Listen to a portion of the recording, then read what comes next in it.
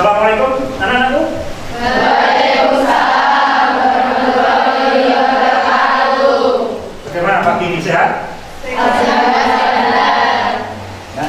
Jadi sebelum itu jangan lupa tetap kita patuhi protokol kesehatan ya, karena pandemi belum sepenuhnya hilang dari bumi Nusantara, sehingga tetap jangan lupa cuci tangan ya, pakai masker terutama di tempat umum ya. Nah, sebelum memulai pelajaran, ada yang tidak masuk hari ini? Lengkap ya? Lengkap ya. Semua ada, alhamdulillah, terima kasih. Jadi hari ini tidak ada yang tidak masuk, semuanya ada. Jadi anak-anakku semua pagi ini ya, sebelum kita memulai pelajaran, silakan ketua kelas untuk memimpin berdoa. Yuk, siap gerak. Doa mulai.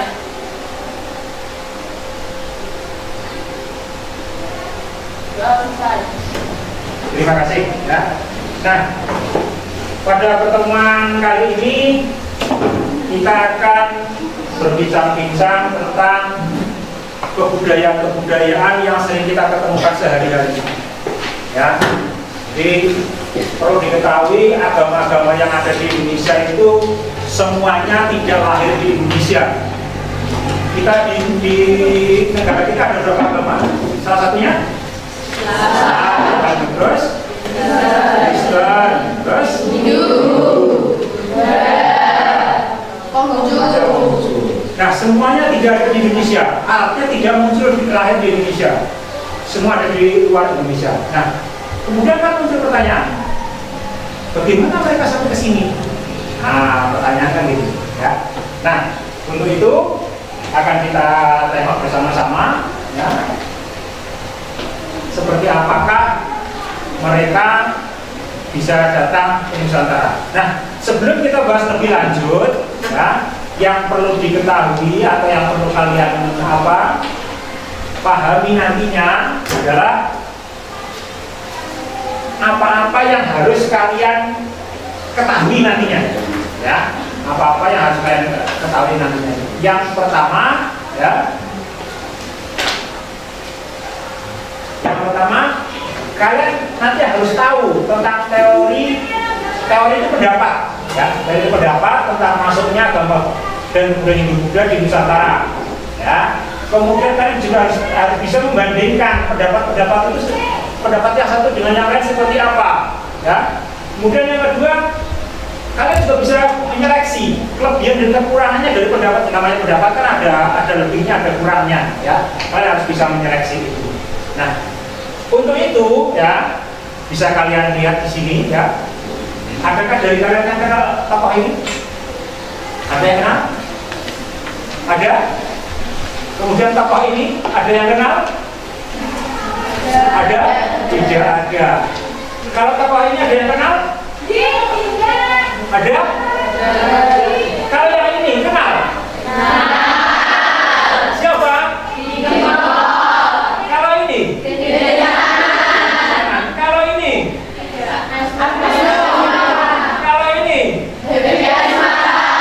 Kalau ini? Mesti kenalnya. Kalau yang ini? Elmi ya. Ternyata kalian lebih kenal artis daripada tokoh sejarah ya.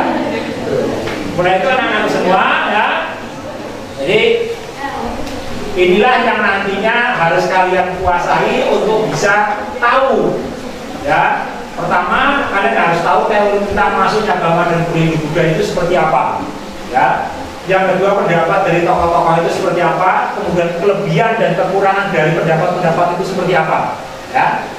Untuk itu ya, seperti yang sudah saya sampaikan, kalian sudah saya bagikan di grup kalian. Silakan kalian mengerjakan tugas diskusi kelompok ya, yang sudah saya berikan itu ya, di sheet yang warna oranye ya. Silakan dikerjakan ya.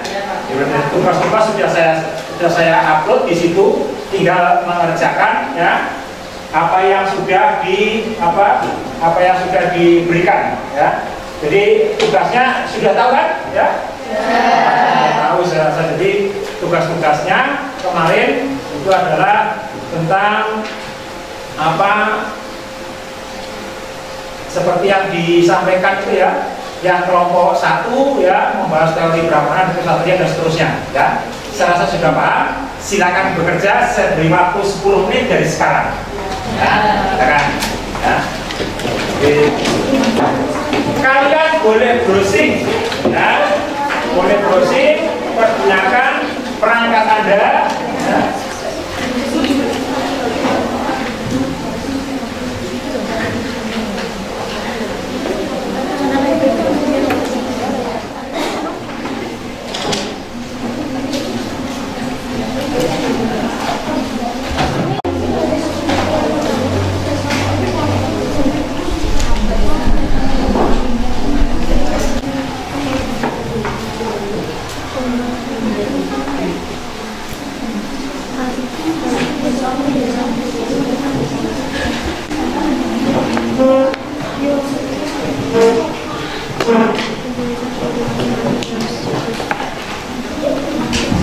Ya, juga nama anggotanya ya.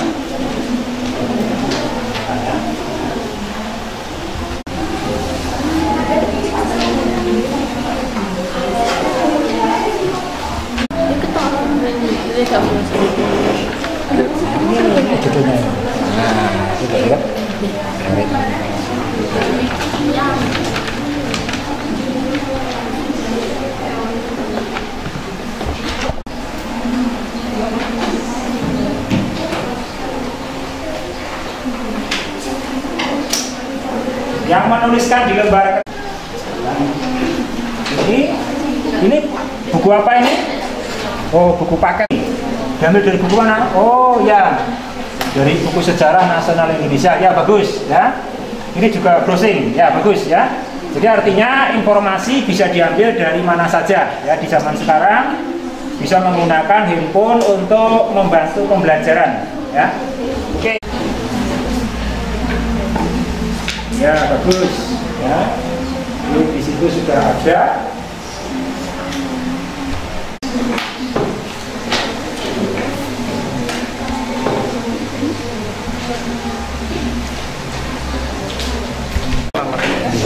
Nanti saya buat sama di presentasi.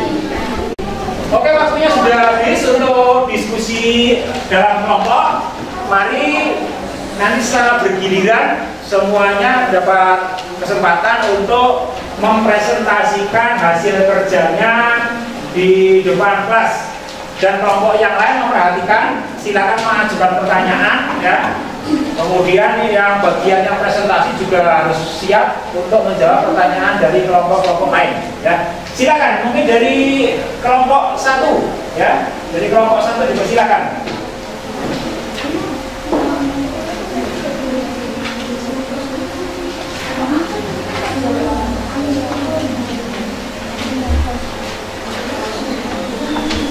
Satunya operator di sini menggerakkan ya.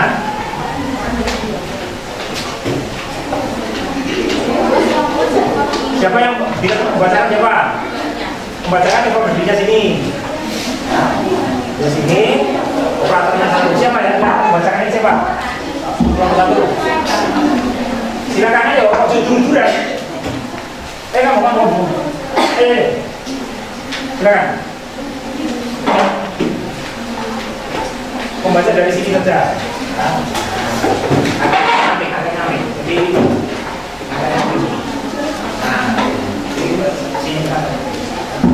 atau dari sana,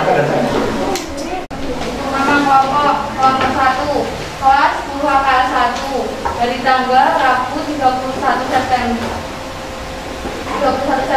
2022. Dari tanggal Rabu 31 Agustus 2022. Ketua kelompok Nyamai Angelia. Anggota kelompok 1 Putri Ayu Ningsih, 2 Nisa Martin Ramadhani, 3 Nabila Andriani, 4 Siti Nurul Ramadhani, 5 Jessica Dinobia. Tugas membahas teori Brahmana dan Ksatria, penjelasan dari masing-masing teori dan tokoh pemimpinnya. Pembahasan teori Brahmana. JC Van Laut berpendapat bahwa hilirisasi demokrasi di Indonesia disebabkan oleh peranan kaum brahmana. Pendapat ini didasarkan atas temuan prasasti yang menggunakan bahasa Sanskerta dan bentuk pahlawa. Bahasa dan bentuk tersebut hanya dikuasai oleh kaum brahmana. Selain itu, adanya kepentingan bagi para penguasa untuk mengundang para brahmana India. Mereka diundang ke Asia Tenggara untuk keperluan upacara keagamaan. Para brahmana yang datang memberikan legitimasi kekuasaan ini. 2. RC Majindar CC DPL maksudnya kerajaan atau pulau tinggi kepulauan Indonesia disebabkan oleh peranan kaum ksatria atau kaum prajurit India. Persaingan antar para ksatria atau prajurit menunjukkan satu pihak yang kalah, sehingga pihak prajurit yang kalah juga melainkan melarikan diri dari India dan mendirikan kerajaan-kerajaan kepulauan Indonesia. Itulah, jadi dari kelompok 1 telah mempresentasikan atau mempertanggungjawabkan hasil kerjanya. Tugasnya adalah membahas tentang teori Brahmana dan teori Ksatria. Yang harus dikerjakan adalah menjelaskan dari masing-masing teori dan menyebutkan tokoh-tokoh pendukungnya. Ya. Mungkin dari kelompok lain ada yang ingin ditanyakan untuk kelompok 1, silakan. Sebutkan nama dan kelompoknya, silakan. Nama Poppy Puspitasari dari kelompok 6. Pertanyaan untuk kelompok 1. Ya, silakan sebutkan nama dan kelompoknya. Nama Poppy Puspitasari dari kelompok 6. Pertanyaan untuk kelompok 1. Mengapa para Brahmana bisa datang ke Nusantara padahal ada larangan kaum Brahmana tidak boleh keluar dari wilayahnya? Nah, itu dari temanmu ada yang bertanya. Silakan. Para Brahmana datang atas undangan pengusaha lokal Nusantara untuk Bisa diulang lagi? Para Brahmana datang atas undangan penguasa lokal Nusantara untuk beberapa keperluan, seperti memimpin upacara adat, membimbing keagamaan. Jadi tadi yang disampaikan adalah padahal Brahmana itu kan dilarang keluar dari wilayah.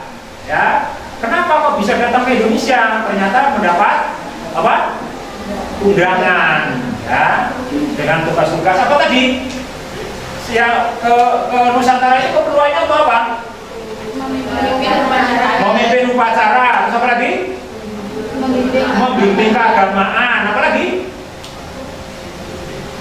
Apa? Yang ketiga, sebagai legitimasi. Ya, apa legitimitas itu pengesahan. Ya, legitimasi pengesahan. Ada lagi pertanyaan untuk kelompok 1? Silakan ya, silakan.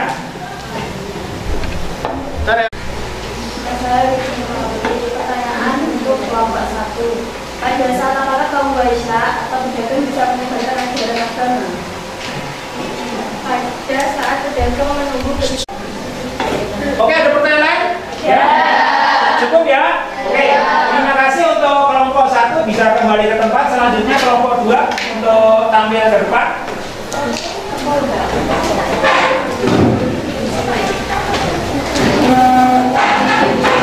Kelompok 2 juga seperti kelompok 1 ya, yang bertugas untuk presenternya dan operatornya.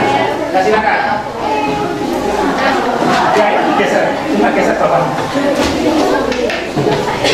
Siapa yang operatornya siapa? Cuma geser bapak.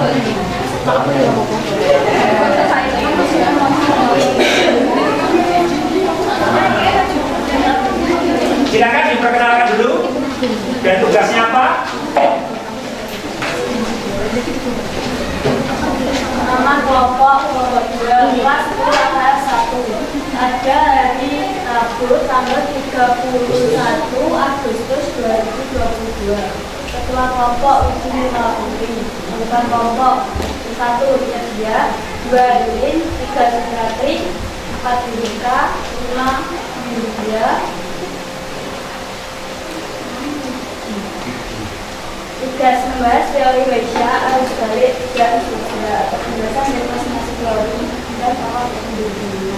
Pembahasan 1. Teori Waisya Jepang yang berperan dalam penyebaran budaya dialihkan masuk Indonesia adalah kaum pedagang. Pada saat itu, jalur perdagangan melalui lautan tergantung dengan adanya mesin angin yang menyebabkan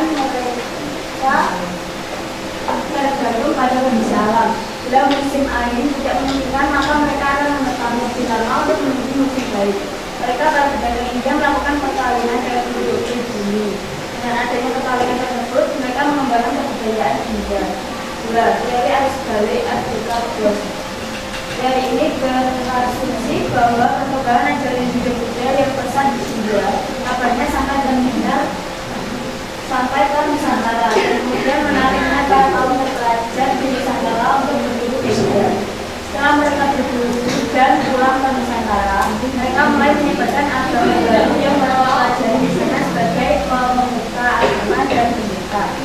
Teori ini dikemukakan oleh Adhikar-Ghosh. 3. Teori Sudra Converter. Penyebarannya dilakukan oleh kaum Sudra atau kasta rendah India. Mereka melakukan migrasi karena suku berkembang di India. Kaum Sudra memperkenalkan beberapa hal ajaran Hindu di masyarakat pesisir pantai Nusantara. Mereka menetap dan menyebarkan ajaran agama mereka pada masyarakat pribumi yang pada awalnya memiliki kepercayaan animisme dan humanisme. Tugas dari kelompok 2 telah selesai disampaikan. Mungkin ada pertanyaan, silakan sebut nama dan kelompoknya. Silakan, yang bertanya. Tadi sudah dari kelompok berapa tadi? 6. Kelompok 6. Ya silakan. Kelompok 1, 3, 4, 5. Oke, silakan. Dari kelompok berapa? Kelompok berapa ini? Kelompok 3. Ya silakan. Silakan dari kelompok 3 akan mengajukan pertanyaan. Nama Widiawati dari kelompok 3. Saya akan mengajukan pertanyaan. Pada saat apakah kaum Waisya atau pedagang bisa menyebarkan ajaran agama? Silakan. Ya. Pada saat kondisi apa para pedagang itu bisa menyebarkan agama? Ya. Pada saat para pedagang menunggu berubahnya arah angin yang membawa ke arah pulang, selama menunggu itulah mereka menyebarkan agama. Ya. Jadi yang dimaksud dari kelompok 2 adalah saat apa mereka bisa menyebarkan agama padahal mereka adalah pedagang, ya. Perlu diketahui, ya. Kenapa mereka berlama-lama di satu tempat? Apa siapa yang bisa jawab? Misalnya datang ke Madiun, kok lama sekali? Ngapain? Kenapa kira-kira? Siapa yang bisa jawab? Karena apa? Dijawab. Apa yang keras? Menunggu berubahnya arah angin. Kaitannya dengan apa itu? Kaitannya dengan apa? Mereka datang ke Nusantara naik apa? Kapal, ya, naik kapal sehingga mengandalkan arus angin, ya. Ada lagi silakan pertanyaan untuk kelompok 2. Ada pertanyaan lagi, ya? Tidak ada? Cukup? Oke, terima kasih kelompok 2 bisa kembali ke tempatnya, ya. Yang berikutnya adalah kelompok 3. Silakan kelompok 3.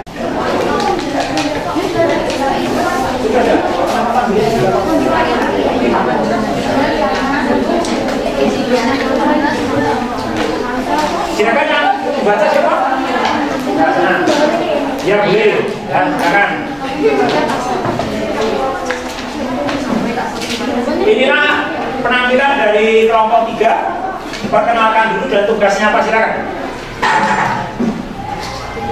Nama kelompok 3, kelas 10 AKL 1. Hari tanggal Rabu 31 Agustus 2022.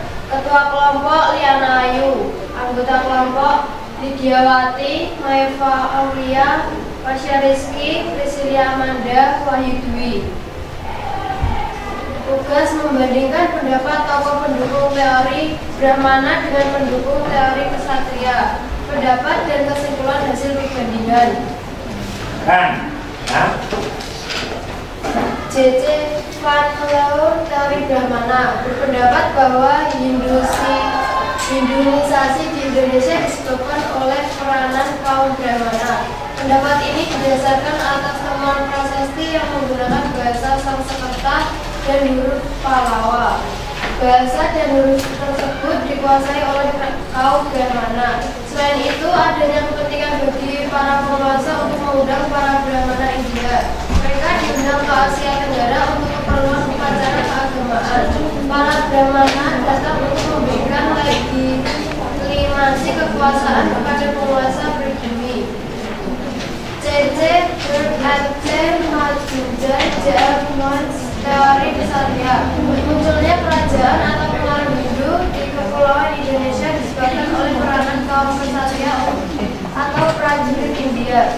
Persaingan antara para ksatria atau prajurit memunculkan satu pihak yang kalah, sehingga pihak prajurit yang kalah diduga melarikan diri dari India dan mendirikan kerajaan-kerajaan di kepulauan Indonesia. Kesimpulan, berdasarkan paparan di atas dapat disimpulkan bahwa pendapat Varleo memiliki kekuatan pada kemampuan mempelajari Weda, sehingga penyebaran ajaran Hindu bisa dilakukan. Akan tetapi terdapat hambatan larangan keluar dari wilayah atau menyambangi laut. Sedangkan pendapat C.C.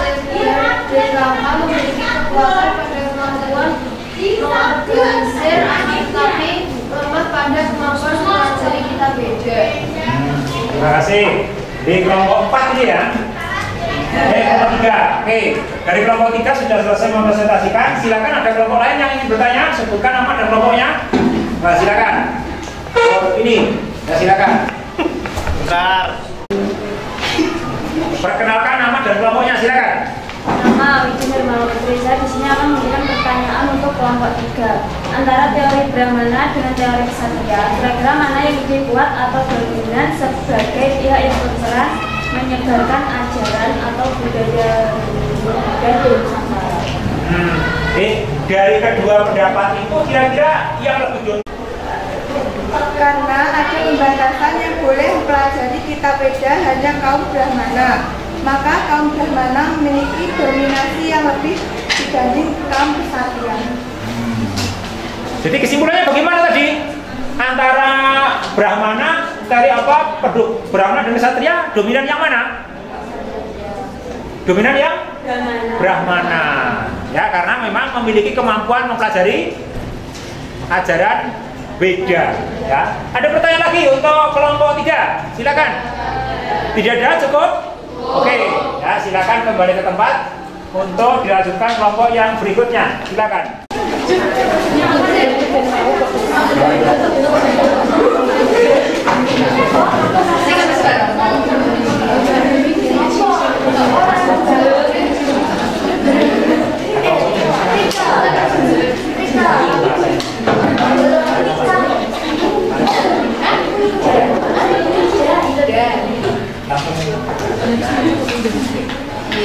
Silakan kelompok 4 untuk mempresentasikan, memperkenalkan diri dan kelompoknya.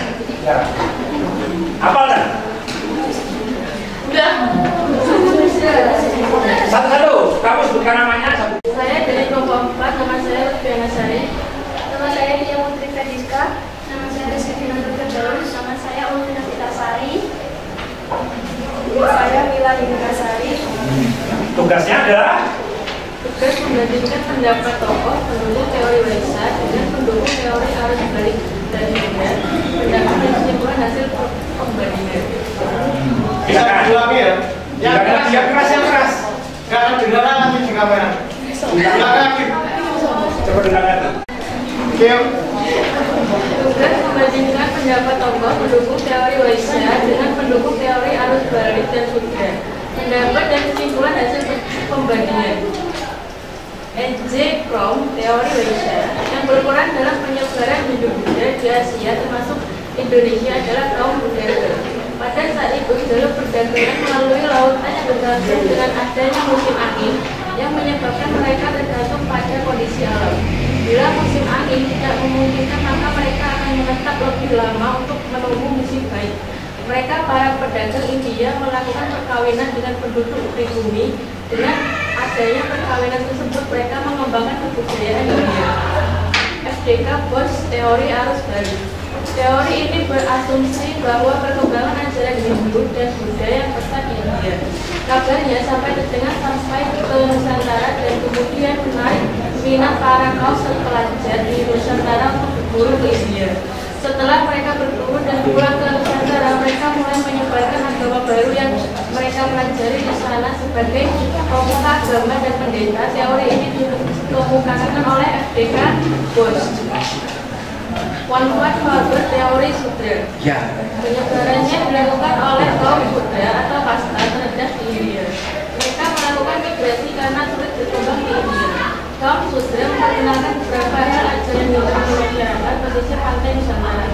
Mereka menetap dan menyebarkan ajaran agama mereka pada masyarakat pribumi yang pada awalnya memiliki kepercayaan animisme dan dinamisme.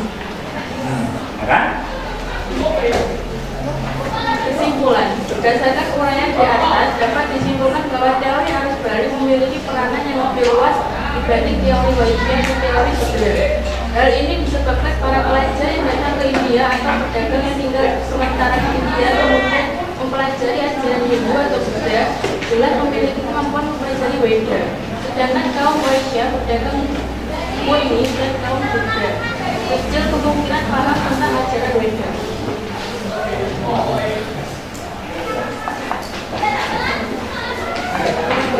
Demikian penampilan dari kelompok berapa? 4 ya. Mungkin ada yang ditanyakan, silakan. Ya. Kelompok dari kelompok berapa ini? Kelompok 5. Ya, sabar dulu. Sebutkan nama dan kelompoknya. Saya dari kelompok 5, Tri Fitriani, akan memberi pertanyaan untuk kelompok 4. Kondisi apa yang mendukung kaum Waisak pandangan biasa menyebarkan ajaran Hindu Buddha?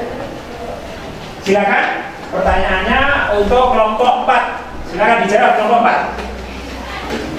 Selamanya waktu tinggal di suatu wilayah sehingga ada interaksi dengan penduduk lokal karena terjadinya perkawinan dengan penduduk lokal sehingga bisa menularkan ajaran yang dimiliki. Bagaimana? Jawaban dari kelompok 4 yang bertanya sudah bisa menerima? Sudah? Oke, ya. Ada lagi pertanyaan untuk kelompok 4? Silakan. Ya. Cukup? Oke, ya. Silakan kembali ke tempat. Giliran kelompok berikutnya. Diskusi dari kelompok-kelompok sudah selesai atau presentasi sudah selesai. Mungkin dari paparan teman-teman kalian tadi ada yang kurang paham. Ya, silakan. Kalau ada yang ditanyakan, silakan sebutkan namanya. Yang bertanya, sebutkan nama dan nomor absennya. Dari mana dulu? Silakan. Yang pojok, silakan. Yang pertama, saya beri kesempatan pertama untuk bertanya. Silakan. Berdiri, ya bertanya berdiri. Ya. Oke, silakan. Pertanyaan gimana? Mengapa para pedagang pada masa zaman pelayaran selalu singgah dalam waktu yang lama di satu tempat? Ya, jadi pertanyaan, para pedagang itu kok stay ya istilahnya sekarang ya di suatu tempat yang dituju, misalnya di Banten, di Cirebon, di Gresik ya, kok lama sekali nggak langsung pulang ya? Siapa yang kira-kira punya jawaban? Silakan sebutkan namanya. Ya, berdiri. Nama saya Nia Meandria, absen 9 dari kelompok 1. Jawabannya, karena pada masa pelayaran kapal yang digunakan untuk menjaganya adalah angin, bukan mesin seperti zaman sekarang, sehingga kapal berangkat atau pulang selalu menggunakan arah angin sesuai dengan arah yang tidak dituju. Pada saat menunggu perubahan arah angin, itulah para pedagang tinggal sementara di dekat yang disediakan. Ya, jadi bergantung kepada arah angin. Karena fungsinya untuk apa angin itu? Untuk menggerakkan kapal. Menggerakkan kapal karena belum menggunakan mesin seperti sekarang menggunakan layar. Ya, tuh. Ada lagi yang kurang jelas? Silakan ada yang bertanya. Silakan. Kalau ada yang bertanya lagi, silakan sebutkan nama, berdiri ya. Silakan. Ya. Saya Yana nomor absen 1. Nomor absen 1. Bagaimana kaum Sudra yang diantaranya merupakan pekerja kasar, pembantu atau budak bisa menyebarkan ajaran atau kebudayaan Buddha di Nusantara? Kaum Sudra itu kan orang terendah, ya. kok bisa menyebarkan agama? Apa kira-kira jawabannya? Siapa yang punya pendapat? Silakan. Ya, silakan. Jawabannya gimana kira-kira? Nama saya Widya Mabudu, absen 29 dari kelompok 2. Karena kaum sutera yang sebagian besar merupakan bagian dari rombongan dagang, maka mereka juga berdiam cukup lama di situ wilayah dagang yang dituju, sehingga mereka berasimilasi dengan penduduk lokal, masih melakukan perkawinan, sehingga masyarakat lokal yang masih menganut animisme dan dinamisme tertarik dan ikut menjadi penganut agama yang dianut kaum sutera. Jadi kalau di sini disimpulkan berarti di rombongan dagang itu selain pedagang ada apa lagi? Kaum apa tadi yang disebutkan? Sudra. Karena kaum sudra itu sebagai pekerja kasar, ya, jadi merupakan dari rombongan dagang istilahnya. Nah, kalau juraganya apa belum pulang ya berarti anak buahnya belum pulang mengikuti, sehingga mereka melakukan aktivitas masing-masing. Ya, ada lagi pertanyaan? Silakan mungkin. Ya, silakan.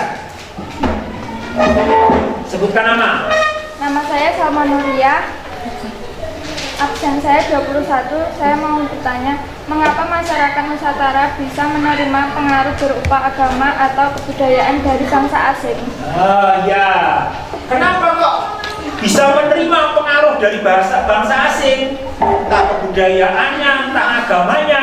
Ada yang punya pendapat dari jawaban itu? Silakan. Silakan. Ya, gimana? Karena sebelum pengaruh Hindu atau Buddha masuk ke Nusantara, masyarakat Hindu Nusantara belum memiliki agama, tapi hanya berupa kepercayaan yang sifatnya animisme atau dinamisme. Ya, sehingga pada masa itu masyarakat Nusantara sudah punya agama apa belum? Sebelum Hindu Buddha masuk sudah punya agama apa belum? Belum. Ya, karena belum sehingga mereka bisa menerima. Ada yang pendapat lain lagi? Punya jawaban lain? Silakan. Saya Ributriani, absen 17 dari kelompok 5.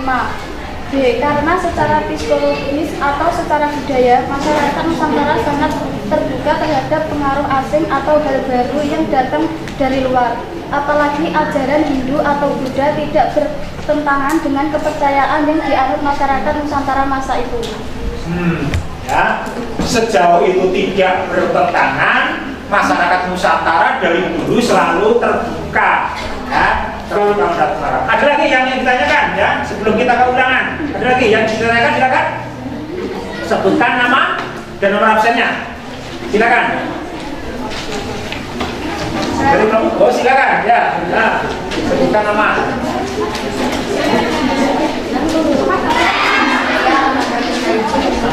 Nomor absen 13 dari kelompok 3. Silakan. Mengapa kaum Nusantara memilih keluar dari wilayah atau kerajaannya termasuk ke Nusantara? Kaum kesatria itu berarti kan anggota kerajaan. Kenapa kok keluar sampai ke Indonesia? Siapa yang punya jawaban? Silakan. Oh silakan. Saya sebutkan nama dan nomor absennya. Nama saya adalah Deani, nomor absen 8. Silakan. Mungkin kerajaannya kalau berperang dengan kerajaan lain atau diduduki kerajaan lain. Kerajaannya diduduki atau kalah perang. Ada lagi pendapat lain? Kenapa kok kesatria keluar dari wilayahnya? Silakan. Silakan ya.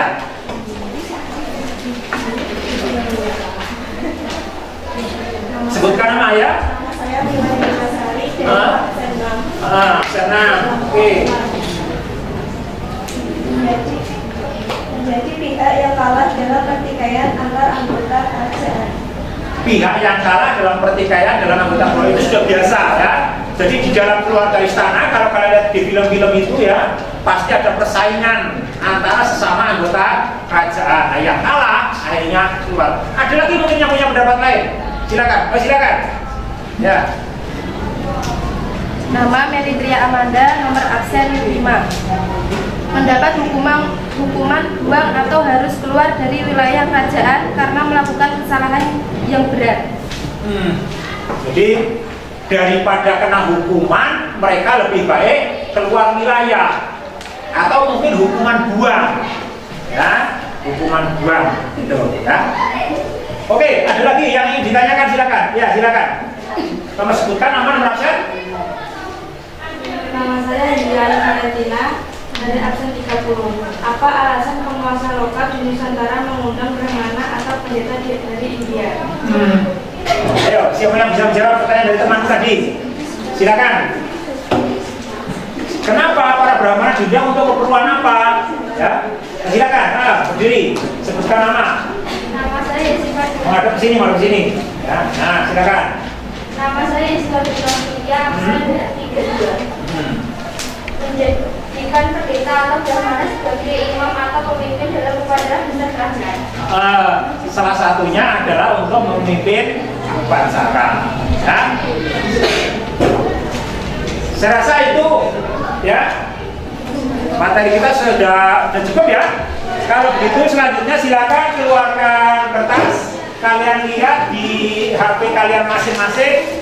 Soal sudah saya kirimkan ke perangkat kalian. Ya, soal sudah saya kirimkan ke perangkat kalian.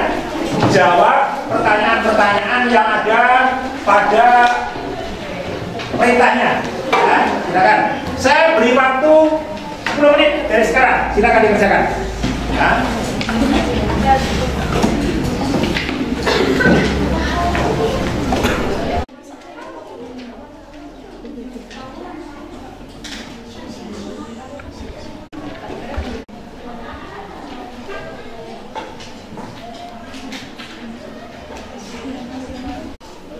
Kerjakan sendiri-sendiri ya, jangan mencontoh pekerjaan orang lain ya. Percaya diri ya, harus percaya diri.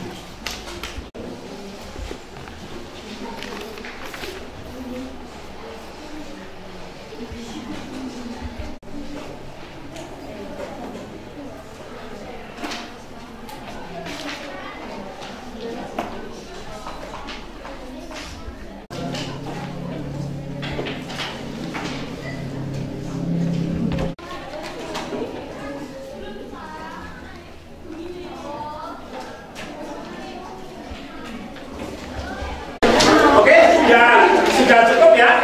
Silakan dikelompokkan ke ketua, dikumpulkan ke ketua kelompok masing-masing. Ketua kelompok mengirimkan ke meja dengan juga hasil kerja kelompoknya. Ya, yang oranye, yang oranye itu. Ya. Jadi ulangannya silakan ditaruh di meja. Ya. Nah.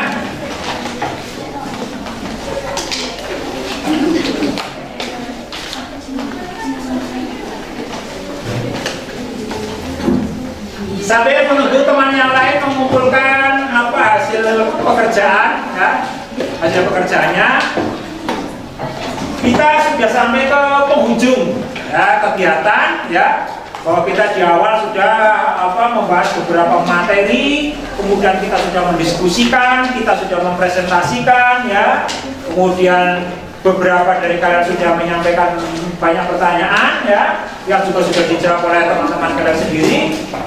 Mungkin ada yang bisa menyimpulkan secara keseluruhan kegiatan kita dari awal sampai akhir. Silakan, mungkin ada yang bisa menyimpulkan.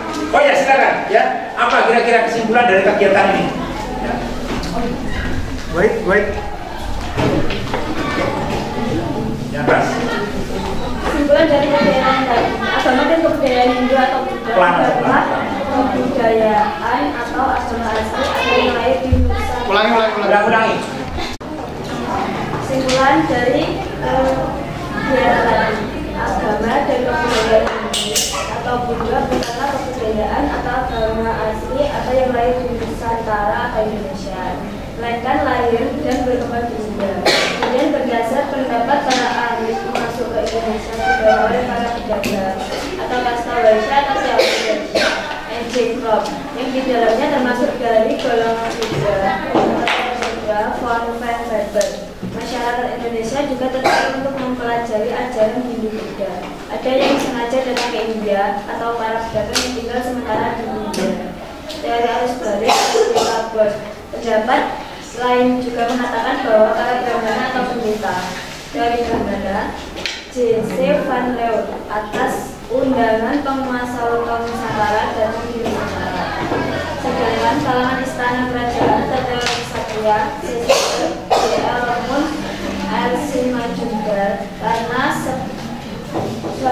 kalah perang atau menghindari hukuman berat, menjalani hukuman buang, atau ingin memiliki wilayah yang baru. Mereka datang ke Nusantara dan menularkan ajaran yang dianut.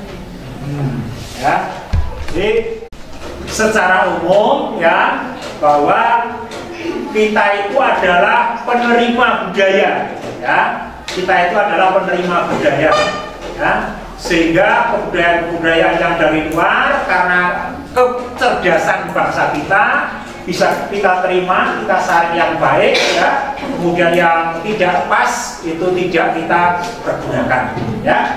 Saya rasa itu anak-anakku semua pertemuan pagi ini, ya. Nanti kita lanjutkan di pertemuan yang akan datang. Kita akan membahas tentang kerajaan-kerajaan Hindu-Buddha, ya. Kerajaan-kerajaan yang dihasilkan dari pengaruh kebudayaan Hindu ataupun Buddha, ya. Saya ucapkan terima kasih ya atas perhatiannya. Assalamualaikum warahmatullahi wabarakatuh. Waalaikumsalam.